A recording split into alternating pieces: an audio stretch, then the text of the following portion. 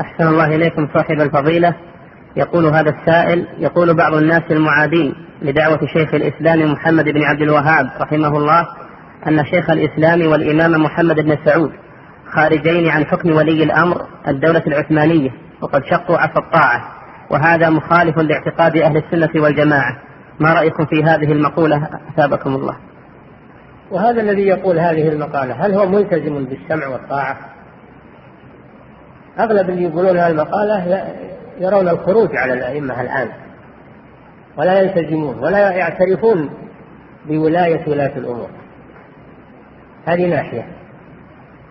الناحية الثانية أن الشيخ محمد بن عبد الوهاب رحمه الله والإمام محمد بن سعود لم يخرجوا على ولي الأمر في وقتهم، لأن الدولة العثمانية ليس لها سلطة على بلاد نجد، وإنما كانت بلاد نجد بيد أمرائها، كل بلدة عليها أمير مستقل بها، كل بلدة من بلاد نجد عليها أمير مستقل بها يحكمها، وإذا مات يخلفه أحد أبنائه أو أقاربه، فليس للعثمانيين سلطة على بلاد نجد ولا يهتمون بها. الدولة العثمانية ما تهتم ببلاد نجد لأن ما فيها إنتاج في وقتها، لا يهتمون بها، وإنما حاربوا الدولة السعودية ما هو لأنهم خرجوا عليهم،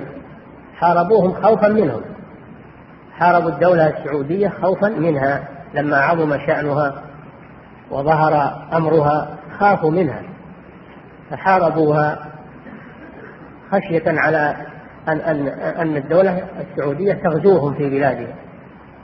هذا القصد، وإلا هم ليس لهم سلطة على بلاد نجد، وإنما كانت بلاد نجد بيد أمرائها وحكامها جيلا بعد جيل، حتى جاء الشيخ محمد بن عبد الوهاب رحمه الله بالدعوة وناصره محمد بن سعود، فبسطوا سلطتهم على بلاد نجد كلها وعلى غيرها من بلاد الجزيرة، مكنهم الله سبحانه وتعالى، لأنهم قاموا بدعوة محمد صلى الله عليه وسلم ونشر الإسلام، فدخلت الإمارات كلها التي كانت من قبل متوزعة في نجد دخلت تحت سلطة واحدة.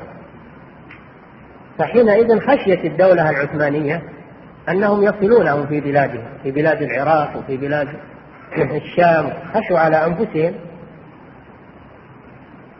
وأيضا عندهم خرافات وعندهم أضرحة، فخشوا على ما هم عليه، عندهم تصوف وبدع، فخشوا على ما هم عليه من هذه الأمور إن دعوة الشيخ تغيرها، لذلك حاربوا الدولة السعودية.